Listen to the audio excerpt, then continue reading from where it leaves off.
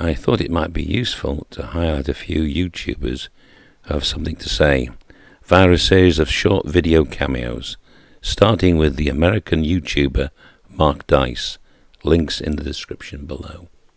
Someone who should be in jail, however, is this Sacramento high school teacher who Project Veritas captured on video openly admitting that he indoctrinates his students to communist leftist ideology and actually gives them extra credit when they attend antifa events. So like, yeah, when there's like right-wing rallies and stuff, then we'll create an opposition to that. Yeah. Beautiful. Where would he go to connect to some of these organizations?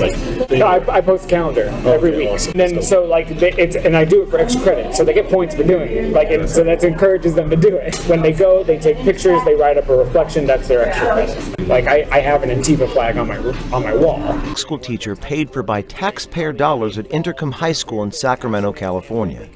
Guy, who teaches advanced placement government classes, is not shy about his involvement in Antifa's local chapter. He even has an Antifa flag and a poster of Mao Zedong in his classroom. Then Project Veritas confronted him about the statements that they had captured when he was on hidden camera, and this time when he was out walking his dog, and you can't make this up, he was literally wearing a communist hammer and sickle tank top. I am a journalist with Project Veritas. I'd like to talk with you about some of the statements you've made.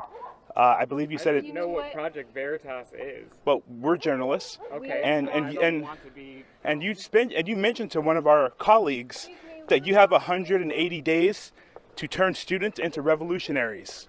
Would you like to expound upon that?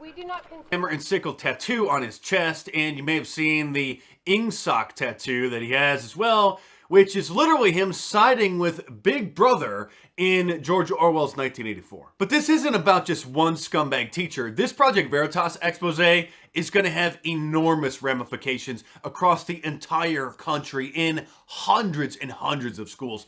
And James O'Keefe is such a genius. He released the video a day before the school board meeting. And so, well, let's just say that a lot of parents showed up and they weren't very happy. Not only does his termination need to be taken effective immediately, but I believe a criminal investigation needs to happen immediately. I was shocked when I saw this on the news. I don't even hardly know what to say. Teaching communism in the public school system is complete. It's evil. It's nonsense, okay? I've been to the former Soviet Union 7 times. I know what they do. This isn't going away. It's going to get uglier. It's really going to get uglier. There were so many red flags. The man had an Antifa flag behind his desk. He had Chairman Mao in the corner. Are you kidding me? I hold administrative. In 2 weeks, in 13 days, he was allowed to change my daughter's mind about some fascist crap that y'all have let in this school.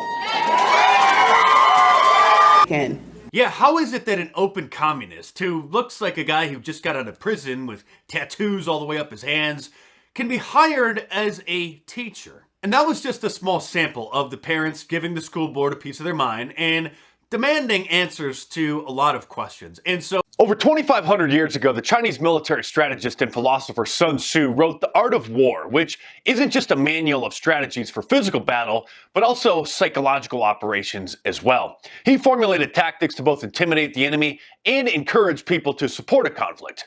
Since then, war propaganda has advanced in step with technology, and now instead of a group's leader giving an impassioned speech to their citizens in the town square about the need to go to war, now they do it through newspapers, radio, television, and of course, social media. William Randolph Hearst and Joseph Pulitzer were partially, if not largely, responsible for the start of the Spanish-American War in 1898 because their newspapers sensationalized and misreported an incident after a U.S. ship, the USS Maine, blew up in Havana Harbor in Cuba.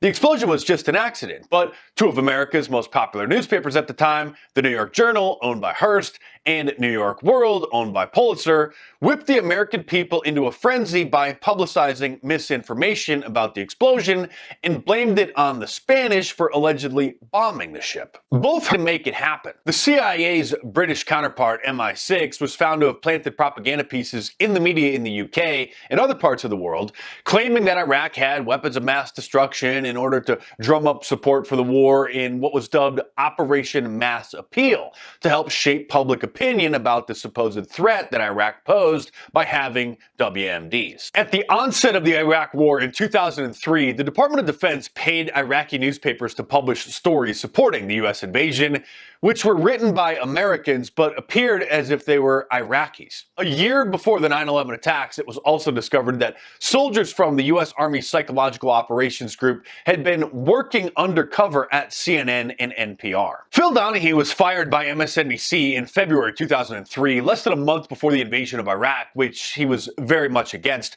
The network claimed that this happened because he had low ratings, but he was actually the highest rated show on MSNBC at the time, and later an internal memo leaked that said that he was, quote, a difficult public face for NBC in a time of war. How corporate media shapes our opinions and our coverage. The decision to release me came from far above. This was not an assistant program director who decided to separate me from MSNBC. They were terrified of the anti-war voice, and that is not an overstatement. The establishment wants you watching the Kardashians instead, or worried about which NFL team is better at chasing after a ball. And you're certainly not supposed to talk about Operation Northwoods or other false flags that have been contemplated or used to justify military interventions like the Gulf of Tonkin incident. So why not check Mark Dice out? Links in the description below. He mainly covers American topics, occasionally international, sometimes British. And now another sad story from Britain. English touring opera drops 14 white musicians, including many who have played with the company for over 20 years, in a woke drive to increase diversity. I'll just leave you to read the rest of that article.